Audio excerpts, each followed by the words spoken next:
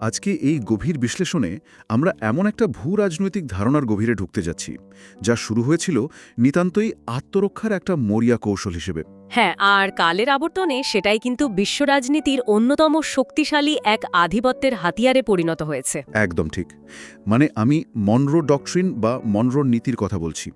আমাদের হাতে থাকা ঐতিহাসিক দলিল আর বেশ কিছু সাম্প্রতিক ভূ রাজনৈতিক বিশ্লেষণের উপর ভিত্তি করে আজকের মিশনটা হলো এই নীতির উৎস, বিবর্তন আর বর্তমান বিশ্বে এর সুদূর প্রসারী প্রভাবটা পুরোপুরি বুঝে ওঠা। আর এই পুরো যাত্রাটা কিন্তু দারুণ ইন্টারেস্টিং। আসলেই, মানে একটু ভেবে দেখলে অবাক হতে হয়। ১৯২৩ সালে একটা সামরিকভাবে দুর্বল, সদ্য গড়ে ওঠা রাষ্ট্র কিভাবে পৃথিবীর সবচেয়ে পরাক্রমশালী সাম্রাজ্যগুলোকে একটা আস্ত গোলার্ধ থেকে দূরে থাকার চ্যালেঞ্জ ছুড়ে দিয়েছিল। হ্যাঁ, ঠিক তাই। এই স্পর্ধা দেখানোর ব্যাপারটা সত্যিই অবাক করার মতো। চলুন সোজা ১৯৩০ সালে সেই উত্তাল ঐতিহাসিক দৃশ্যপটে ফিরে যাওয়া যাক। সেই সময়কার প্রেক্ষাপটটা আসলে সত্যিই অভাবনীয় ছিল। একদিকে ইউরোপের বিশাল স্প্যানিশ সাম্রাজ্য হুড়মুড় করে ভেঙে পড়ছে। মেক্সিকো থেকে শুরু করে দক্ষিণ আমেরিকার একেবারে প্রান্ত পর্যন্ত ল্যাটিন আমেরিকার উপনিবেশগুলো একে একে স্বাধীনতার স্বাদ পাচ্ছে তখন। ঠিক। আর অন্যদিকে ইউরোপে তখন হোলি অ্যালায়েন্স বা পবিত্র জোটের দাপট। রাশিয়া, প্রুশিয়া এবং অস্ট্রিয়ার এই রক্ষণশীল জোটটি ইউরোপে রাজতন্ত্রের পুনরুত্থান ঘটাচ্ছে। তারা স্পেনে ফরাসি সৈন্য পাঠিয়ে রাজতন্ত্র পুনরুদ্ধারও করেছে তখন। হ্যাঁ, আর চারদিকে প্রবল গুজব যে স্পেনের হারানো ল্যাটিন আমেরিকান উপনিবেশগুলোতেও তারা হয়তো খুব শীঘ্রই রাজতান্ত্রিক শাসন ফিরিয়ে আনার জন্য সামরিক অভিযান চালাবে। ঠিক।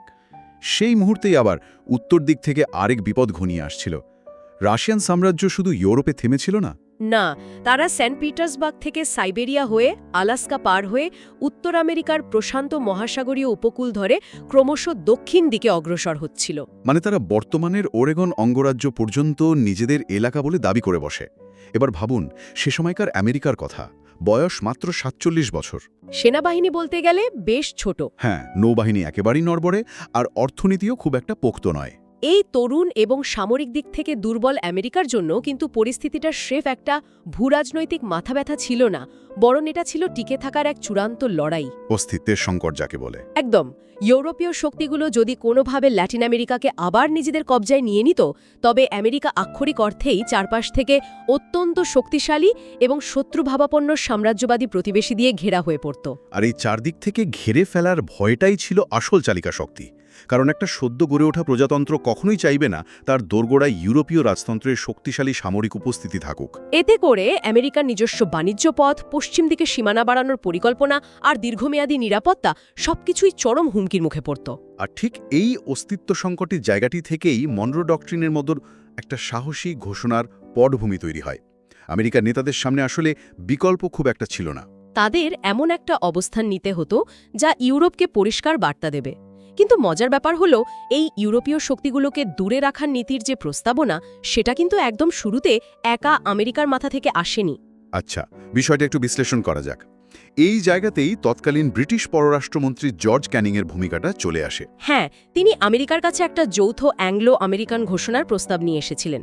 ব্রিটেনের তখন এক বিশাল বৈশ্বিক বাণিজ্যিক সাম্রাজ্য। তারা ভয় পাচ্ছিল যে হোলি অ্যালায়েন্স বা অন্য কোনো ইউরোপীয় শক্তি যদি ল্যাটিন আমেরিকায় পুনরায় শক্তিশালী হয়ে ওঠে, তাহলে সেখানে ব্রিটিশ বাণিজ্যের একচেটিয়া বাজার চিরতরে বন্ধ হয়ে যাবে। তাই স্রেফ নিজেদের বাণিজ্যিক স্বার্থেই ব্রিটেন চেয়েছিল ইউরোপীয় শক্তিগুলোকে পশ্চিম গোলার্ধ থেকে দূরে রাখতে। সেই প্রস্তাবটি পাওয়ার পর তৎকালীন মার্কিন পররাষ্ট্রমন্ত্রী জন কুইন্সি অ্যাডামস যে অবিশ্বাস্য দূরদর্শিতার পরিচয় দিয়েছিলেন, তা কূটনীতির ইতিহাসে এক দারুণ অধ্যায়। অ্যাডামস খুব সূক্ষ্মভাবে হিসেব কষে দেখলেন, যৌথ ঘোষণার প্রস্তাবটি মেনে নেওয়ার মানে হল ব্রিটেনের ছায়ায় ঢাকা পড়ে যাওয়া। তিনি বুঝতে পেরেছিলেন তৎকালীন বিশ্বের সবচেয়ে বড় পরাশক্তি ব্রিটেনের সাথে যৌথ ঘোষণা দিলে মার্কিন যুক্তরাষ্ট্রকে কেউ স্বাধীন কৌশলগত খেলোয়াড় হিসেবে পাত্তা দেবে না। একদম। বরং তাদেরকে মনে করা হবে ব্রিটেনের একটি junior partner. Adams president James মনরোকে ঠিক এই কথাটাই বুঝিয়েছিলেন। তিনি একটা দারুণ রূপক ব্যবহার করেছিলেন।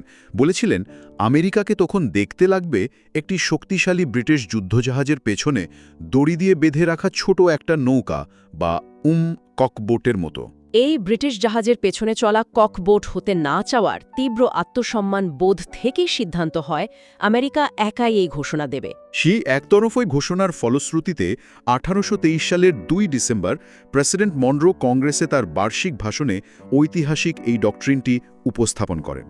কিন্তু আমরা যদি এই নীতির মূল কাঠামোটা একটু তলিয়ে দেখি তবে দেখব এটি মূলত 4টি নির্দিষ্ট স্তম্ভের ওপর দাঁড়িয়েছিল। সেই 4টি স্তম্ভের প্রথমটি ছিল নন কলোনাইজেশন বা উপনিবেশহীনতা। এর সোজা অর্থ হল আমেরিকা মহাদেশ ভবিষ্যতে ইউরোপীয় শক্তিগুলোর দ্বারা নতুন কোনো উপনিবেশ স্থাপনের জন্য আর উন্মুক্ত নয়। দ্বিতীয় স্তম্ভটি ছিল 2 গোলার্ধ বা 2 স্ফিয়ার্স নীতি, অর্থাৎ ইউরোপের রাজতান্ত্রিক ব্যবস্থা আর আমেরিকার প্রজাতান্ত্রিক ব্যবস্থা সম্পূর্ণ আলাদা, তাই এই 2 গোলার্ধকে নিজ নিজ বলয়ে পৃথক থাকতে হবে।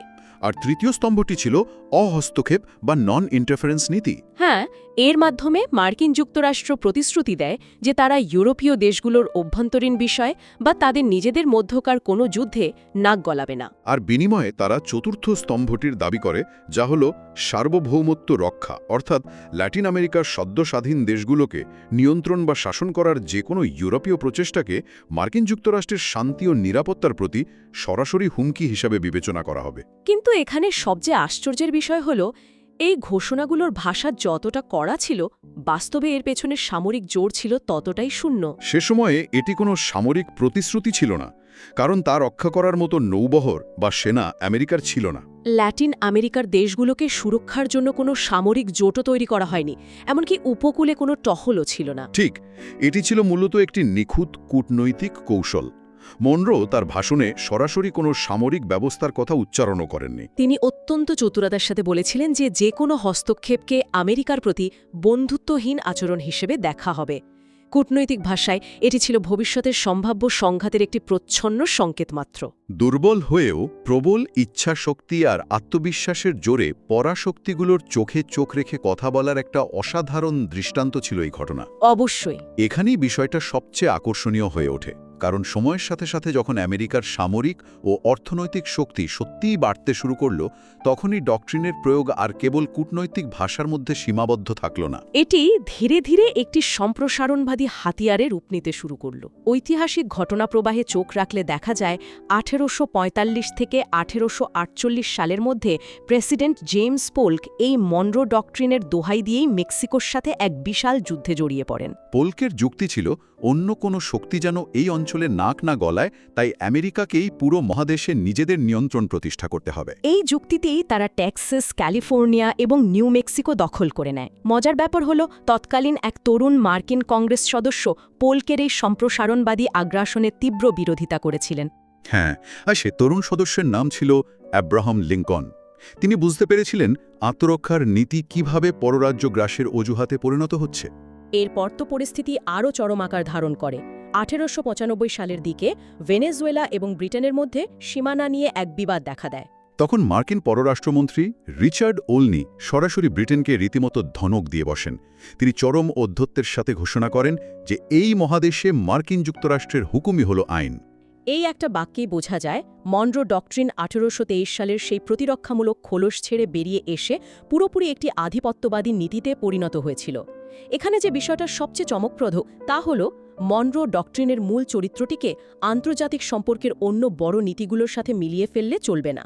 যেমন স্নায়ুযুগের সময়কার কথা যদি ধরি, হ্যাঁ, স্নায়ুযুদ্ধের সময়কার কন্টেইনমেন্ট বা দমনের নীতি, যার মূল লক্ষ্য ছিল সোভিয়েত ইউনিয়নের প্রভাবকে সীমানার ভেতর আটকে রাখা, কিংবা রোল ব্যাক বা হটিয়ে দেওয়ার নীতি, যেখানে শত্রুকে আক্রমণ করে পিছু হটতে বাধ্য করা হয়। এটি আমার বাড়ির উঠোন, এখানে অন্য কোনো পরাশক্তির ছায়াও মারানো সম্পূর্ণ নিষিদ্ধ। আর যখন আমেরিকার সামরিক পেশি আরও স্ফীত হল, তখন এই প্রভাব বলয়ের ধারণাটিও চরম আকার ধারণ করল। এর সবচেয়ে রোমহর্ষক উদাহরণটি আমরা দেখতে পাই 1962 সালের কিউবান মিসাইল ক্রাইসিসের সময়। একেবারে ফ্লোরিডার উপকূল থেকে মাত্র 90 মাইল দূরে যখন সোভিয়েত ইউনিয়ন তাদের পারমাণবিক ক্ষেপণাস্ত্র বসানোর চেষ্টা করল, তখন পুরো বিশ্ব পারমাণবিক যুদ্ধের দ্বার প্রান্তে এসে দাঁড়িয়েছিল। প্রেসিডেন্ট জন এফ কেনেডি তখন সরাসরি এই মনরো ডক্ট্রিনের পুরনো যুক্তিকে নতুন করে সামনে নিয়ে আসেন। অস্তিত্ববিলীন হয়ে যাওয়ার মতো সম্ভাবনা এবং পারমাণবিক যুদ্ধের চরম ঝুঁকি থাকার পরও পশ্চিম গোলার্ধে অন্য শক্তির উপস্থিতি সহ্য না করার সেই নীতিটি প্রয়োগ করা হয়েছিল। আর 1823 সালের সেই কাগজের ঘোষণা 1962 সালে এসে পারমাণবিক যুদ্ধের বাজি ধরার মতো একটি ভয়ঙ্কর অস্ত্রে পরিণত হয়। কিন্তু ভূ রাজনীতির একটা খুব সাধারণ নিয়ম হল, প্রতিটি কাজেরই একটি প্রতিক্রিয়া থাকে। মনরো ডক্ট্রিনের এই আধিপত্যবাদী এবং অভিভাবক সুলভ আচরণের বিরুদ্ধে ল্যাটিন আমেরিকান দেশগুলো কিন্তু চুপ করে বসেছিল না। তারা খুব দ্রুতই বুঝে ফেলেছিল যে ইউরোপীয় উপনিবেশবাদকে মহাদেশ থেকে দূরে রাখার কথা বলে আমেরিকা আসলে পুরো অঞ্চলে নিজেদের একছত্র নিয়ন্ত্রণ কায়েম করতে চাইছে। এটি একটি গুরুত্বপূর্ণ প্রশ্নের জন্ম দেয়। এত বড় একটি পরাশক্তির আধিপত্যকে ল্যাটিন আমেরিকার অপেক্ষাকৃত দুর্বল দেশগুলো কিভাবে আইনিভাবে মোকাবিলা করার চেষ্টা করেছিল? সামরিক দিক থেকে তারা আমেরিকার সমকক্ষ ছিল না, তাই তারা আন্তর্জাতিক আইনের আশ্রয় নিয়েছিল। এখানেই চলে আসে 1860-এর দশকের কালভো ডক্ট্রিন এবং 1902 সালের ড্র্যাগো ডক্ট্রিনের কথা। এই ডক্ট্রিনগুলোর প্রেক্ষাপট কিন্তু খুব কৌতূহলোদ্দীপক। সে সময় ইউরোপীয় শক্তিগুলো এবং অনেক ক্ষেত্রে মার্কিন যুক্তরাষ্ট্র ল্যাটিন আমেরিকার দেশগুলোর কাছে পাওনা সরকারি ঋণ আদায়ের অজুহাতে বা বাণিজ্যিক বিবাদ মেটানোর নামে সরাসরি সামরিক হস্তক্ষেপ করত। কখনো নৌবন্দর অবরোধ করত, আবার কখনো সরাসরি শহরগুলোতে গোলাবর্ষণ করত। আর ঠিক এই জায়গাটাতেই ল্যাটিন আমেরিকার আইনজ্ঞরা জোরালো যুক্তি দাঁড় করালেন। তারা বললেন, স্রেফ আর্থিক পাওনা আদায়ের জন্য কোনো স্বাধীন রাষ্ট্রের ওপর সামরিক শক্তি প্রয়োগ করা সম্পূর্ণ বেআইনি। তারা মার্কিন বা ইউরোপীয় যে কোনো হস্তক্ষেপকেই তাদের সার্বভৌমত্বের লঙ্ঘন হিসেবে আখ্যায়িত করেন। মূলত মনরো ডক্ট্রিনের সেই অসম কাঠামোর বিপরীতে দাঁড়িয়ে তারা গোটা বিশ্বের জন্য সার্বজনীন অহস্তক্ষেপ নীতির দাবি তুলেছিলেন। এই আইনি লড়াইয়ের সবচেয়ে বড় বিজয়টি আসে 1930 সালের মন্টেভিডিও কনভেনশনের মাধ্যমে। কিউবা, নিকারাগুয়া, হাইতি এবং পানামায় আমেরিকার একের পর এক সামরিক হস্তক্ষেপের ফলে ক্ষুব্ধ ল্যাটিন আমেরিকার দেশগুলো এই কনভেনশনে একজোট হয়। তারা আন্তর্জাতিক আইনের মাধ্যমে এই নীতিটি প্রতিষ্ঠা করতে সক্ষম হয় যে কোনো রাষ্ট্রেরই অন্য কোনো স্বাধীন রাষ্ট্রের অভ্যন্তরীণ বা বাহ্যিক বিষয়ে হস্তক্ষেপ করার ন্যূনতম কোনো অধিকার নেই। কিন্তু তা সত্ত্বেও বিংশ শতাব্দীর রাজনৈতিক বিবর্তনের দিকে তাকালে আমরা দেখব আমেরিকার নীতি নির্ধারকরা প্রয়োজন অনুযায়ী মনরো ডক্ট্রিনকে বারবার নতুন রূপে সাজিয়েছেন। 1904 সালে প্রেসিডেন্ট থিওডোর রুজভেল্ট নিয়ে আসেন রুজভেল্ট কোরোলেরি। এর মাধ্যমে তিনি আমেরিকাকে ল্যাটিন আমেরিকার দেশগুলোর জন্য এক ধরনের আন্তর্জাতিক পুলিশ শক্তি হিসেবে ঘোষণা করেন। অর্থাৎ কোনো দেশ যদি অসভ্য আচরণ করে বা ঋণ শোধ না করে, তবে আমেরিকা সেখানে গিয়ে পুলিশি ব্যবস্থা নেবে। এটি ছিল মনরোর মূল উপনিবেশ বিরোধী অবস্থানের একদম 180 ডিগ্রি বিপরীত। তবে এই পুলিশি ব্যবস্থা সবসময় একই মাত্রায় থাকেনি। 1928 সালে ক্লার্ক মেমোরেন্ডামের মাধ্যমে এই হস্তক্ষেপের নীতিকে কিছুটা নরম করা হয়। আর এরপর 1933 সালে প্রেসিডেন্ট ফ্র্যাঙ্কলিন ডি রুজভেল্ট তার বিখ্যাত গুড নেইবার পলিসি বা সুপ্রতিবেশী নীতির ঘোষণা দেন। এর মাধ্যমে আমেরিকা আনুষ্ঠানিকভাবে একতরফা সামরিক হস্তক্ষেপের অধিকার ত্যাগের কথা জানায়। কিন্তু ইতিহাসের গতিপথ কখনোই সরল রেখায় চলে না। একদম ঠিক। গুড নেইবার পলিসির মাধ্যমে সাময়িক একটি সংযম দেখা গেলেও দ্বিতীয় বিশ্বযুদ্ধের পর স্নায়ুযুদ্ধের সময় পরিস্থিতি আবার বদলে যায়। তখন সাম্যবাদ ঠেকানোর অজুহাতে মনরো ডক্ট্রিনকে পুনরায় একটি অত্যন্ত আগ্রাসী হাতিয়ার হিসেবে ব্যবহার করা শুরু হয়। আর বর্তমান 21 শতকের কথা যদি বলি, পরিস্থিতি আরও জটিল। 2013 সালে মার্কিন পররাষ্ট্রমন্ত্রী জন কেরি যখন ঘোষণা করেছিলেন যে মনরো ডক্ট্রিনের যুগ শেষ, তখন অনেকেই ভেবেছিলেন হয়তো অবশেষে এই প্রভাব বলয়ের মানসিকতা থেকে আমেরিকা বেরিয়ে আসতে চাইছে। কিন্তু ভূরাজনীতি এত সহজে বদলায় না। মনরো ডক্ট্রিনের নাম মুখে না নিলেও এর ভেতরের সেই পুরনো কৌশলগত হিসাব নিকাশ কখনোই মুছে যায়নি। আমাদের হাতে থাকা উৎসগুলোর দিকে তাকালে সেই কৌশলগত যুক্তিরই এক নতুন এবং অত্যন্ত জোরালো প্রত্যাবর্তন আমরা দেখতে পাই। তথ্য অনুযায়ী 2025-26 সালের দিকে ডোনাল্ড ট্রাম্প তার ট্রাম্প করোলেরি বা ডানরো ডক্ট্রিন পুনরায় চালু করেন। এই নীতিটির মূল উদ্দেশ্যই ছিল পশ্চিম গোলার্ধে মার্কিন আধিপত্যকে আরও একবার কঠোরভাবে জোরদার করা। এই নবায়িত নীতির উপর ভিত্তি করেই 2026 সালে ভেনেজুয়েলায় মার্কিন সামরিক অভিযান পরিচালিত হয়। সেই অভিযানের মূল লক্ষ্য ছিল সেখানকার রাষ্ট্রপ্রধান নিকোলাস মাদুরোকে আটক করা। আমরা অবশ্য এখানে কোনো রাজনৈতিক পক্ষ নিচ্ছি না। আমাদের লক্ষ্য কেবল দলিলগুলোর আলোকে ডক্ট্রিনের বিবর্তনটা তুলে ধরা। ঠিক, কিন্তু ঘটনাগুলোর পরম্পরা বিশ্লেষণ করলে এটি স্পষ্ট হয়ে যায় যে পশ্চিম গোলার্ধকে নিজেদের প্রভাব বলয় হিসেবে দেখার যে কৌশলগত সংস্কৃতি, তা আজও আমেরিকার নীতি নির্ধারণী কাঠামোতে গভীরভাবে প্রথিত। ভেনেজুয়েলায় এই সামরিক অভিযানের সিদ্ধান্ত হোক বা ল্যাটিন আমেরিকায় রাশিয়ার ও চীনের ক্রমবর্ধমান উপস্থিতিকে তীব্র হুমকি হিসেবে দেখাই হোক, এগুলো সবই সেই 1823 সালের মূল যুক্তিরই আধুনিক প্রতিফলন। মার্কিন সামরিক বাহিনীর সাউদার্ন কমান্ড আজও মূলত সেই মনরো ডক্ট্রিনের মডেলেই পুরো ল্যাটিন আমেরিকা ও ক্যারিবীয় অঞ্চলের উপর কৌশলগত নজরদারি চালিয়ে যায়। তাহলে এই সব কিছুর অর্থ কী দাঁড়াচ্ছে? এই যে এত সব ভূ রাজনৈতিক ডক্ট্রিন, বড় বড় চুক্তি আর সামরিক কৌশল, সাধারণ মানুষের দৈনন্দিন জীবনের প্রভাব আসলে কতটা? অনেকেই ভাবতে পারেন এগুলো কেবল রাষ্ট্রনেতাদের ব্যাপার, কিন্তু বাস্তবে মনরো ডক্ট্রিনের মতো একটি তাত্ত্বিক বিষয় সাধারণ মানুষের জীবনে অত্যন্ত গভীর এবং সুদূর প্রসারী প্রভাব ফেলে আসছে। এর সবচেয়ে জ্বলন্ত উদাহরণ হল বর্তমান সময়ের অভিবাসন সংকট। আজ মার্কিন যুক্তরাষ্ট্রের দক্ষিণ সীমান্তে যে হাজার হাজার মানুষের ঢল, তার শেকড় কিন্তু লুকিয়ে আছে সেই স্নায়ুযুদ্ধকালীন মার্কিন হস্তক্ষেপের ইতিহাসের ভেতরেই। মনরো ডক্ট্রিনের দোহাই দিয়ে মধ্য আমেরিকা ও ক্যারিবীয় অঞ্চলে দশকের পর দশক ধরে যেসব গোপন সামরিক অভিযান চালানো হয়েছিল তা সেই দেশগুলোর সামাজিক কাঠামোকে ধ্বংস করে দিয়েছিল। ঠিক কিভাবে তা ঘটেছিল সেটা বোঝা খুব জরুরি। যেমন ধরুন ১৯৫৪ সালে গুয়াতেমালায় নির্বাচিত সরকারকে উৎখাত করা, বা পরবর্তীতে এল সালভাডোর এবং নিকারাগুয়ায় সামরিক জান্তা ও বিদ্রোহীদের অর্থায়ন করা। সাম্যবাদ ঠেকানো নামে নেওয়া এই পদক্ষেপগুলো দেশগুলোর কৃষিভিত্তিক অর্থনীতিকে পঙ্গু করে দেয় এবং এক দীর্ঘস্থায়ী রাজনৈতিক অস্থিরতার জন্ম দেয়, যার ফলে সেখানে তৈরি হয় সীমাহীন দারিদ্র্য এবং গ্যাং ভায়োলেন্স। আর ঠিক সেই কারণেই গুয়াতেমালা, এল সালভাডোর বা নিকারাগুয়া থেকে আজ লাখ লাখ সাধারণ মানুষ যারা নিজেদের দেশে আর টিকতে পারছে না, তারা জীবন বাঁচাতে দেশ ছাড়তে বাধ্য হচ্ছে। সুতরাং আজকের এই অভিবাসন সংকটের পেছনের দীর্ঘমেয়াদী কারণগুলোর মধ্যে মনরো ডক্ট্রিনের সেই আধিপত্যবাদী নীতিগুলোর পরোক্ষ কিন্তু সুনিশ্চিত একটি ভূমিকা রয়ে গেছে। যদি আমরা এটিকে বৃহত্তর প্রেক্ষাপটের সাথে যুক্ত করি, তবে আন্তর্জাতিক সম্পর্কের এক বিশাল এবং কাঠামোগত দ্বন্দ্ব আমাদের চোখের সামনে ভেসে ওঠে। বিষয়টা একটু বুঝিয়ে বললে ভালো হয়। খেয়াল করে দেখুন, মনরো ডক্ট্রিনের মূল যুক্তিটি দাঁড়িয়েছিল একটি ভৌগোলিক নৈকট্যের ধারণার ওপর। অর্থাৎ যেহেতু ল্যাটিন আমেরিকা ভৌগোলিকভাবে যুক্তরাষ্ট্রের সীমানার কাছাকাছি, তাই সেখানে অন্য কোনো পরাশক্তির উপস্থিতি আমেরিকার নিরাপত্তার জন্য সরাসরি হুমকি। কিন্তু এখন বর্তমান বিশ্বের দিকে তাকালে একটা বিরাট বৈপরীত্য চোখে পড়ে। ঠিক এই একই ভৌগোলিক নৈকট্যের যুক্তি ব্যবহার করে চীন এখন প্রশান্ত মহাসাগরীয় অঞ্চলে, বিশেষ করে দক্ষিণ চীন সাগরে তাদের প্রভাব বলয় দাবি করছে। আবার রাশিয়াও ঠিক একই কথা বলে পূর্ব ইউরোপে, বিশেষ করে ইউক্রেনের মতো দেশগুলোতে নিজেদের প্রভাব বলয় বা স্ফিয়ার অফ ইনফ্লুয়েন্স টিকিয়ে রাখার দাবি তুলছে। আর এখানেই আসে সেই চরম বৈপরীত্য। আমেরিকা একসময় যে যুক্তিতে নিজেদের প্রভাব বলয় তৈরি করেছিল, আজ তারা চীন এবং রাশিয়ার দাবিকৃত প্রভাব বলয়কে সম্পূর্ণ অবৈধ এবং আন্তর্জাতিক আইনের পরিপন্থী হিসেবে বিবেচনা করছে। এটি বিশ্ব রাজনীতির এমন এক দ্বিমুখী অবস্থান যা আন্তর্জাতিক সম্পর্কের বর্তমান উত্তেজনাগুলোকে আরও উস্কে দিচ্ছে। একদমই তাই। পুরো এই গভীর আলোচনাটির সারসংক্ষেপ টানলে একটি বিষয় একেবারে স্ফুটিকের মতো পরিষ্কার হয়ে যায়। ১৮২৩ সালে একটি দুর্বল ও সদ্যজাত রাষ্ট্রের টিকে থাকার জন্য যে নীতিটি শুরু হয়েছিল, তা পরবর্তীতে একটি বিশাল পরাশক্তির বৈশ্বিক আধিপত্য ধরে রাখার আইনি বৈধতা হয়ে দাঁড়িয়েছিল।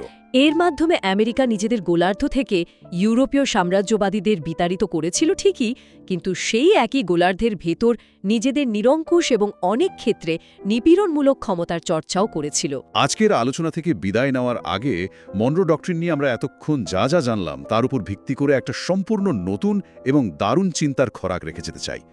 মনরো ডক্ট্রিন যদি পৃথিবীতে ভৌগোলিক নৈকট্যকে পুঁজি করে অন্য শক্তিকে দূরে রাখার একটা ঐতিহাসিক বৈধতা তৈরি করে থাকে, তবে মানবজাতির ভবিষ্যতের দিকে একবার তাকান। মহাশূন্যের কথা বলছেন? হ্যাঁ, যখন মহাকাশ গবেষণায় আমরা আরও অনেক দূর এগোবো বা চাঁদে স্থায়ী উপনিবেশের প্রতিযোগিতা শুরু হবে, তখন কি আমরা নতুন কোনো মহাকাশীয় মনরো ডক্ট্রিন দেখতে পাবো? হয়তো প্রথম চাঁদে পৌঁছানো বা প্রথম স্থায়ী ঘাঁটি গড়া কোনো শক্তিশালী দেশ পৃথিবীর নিরাপত্তার অজুহাতে চাঁদের পুরো একটি গোলার্ধ নিজেদের বলে দাবি করে বসবে এবং অন্যান্য দেশগুলোকে সেখানে প্রবেশ করতে কড়া নিষেধাজ্ঞা দেবে। পৃথিবীর বুকে জন্ম নেওয়া এই ভূ রাজনৈতিক প্রভাব বলয়ের কৌশলটি শূন্য মহাকর্ষে বা মহাকাশের বিশালতায় কিভাবে কাজ করবে, সেটিই এখন গভীরভাবে ভাবার বিষয়।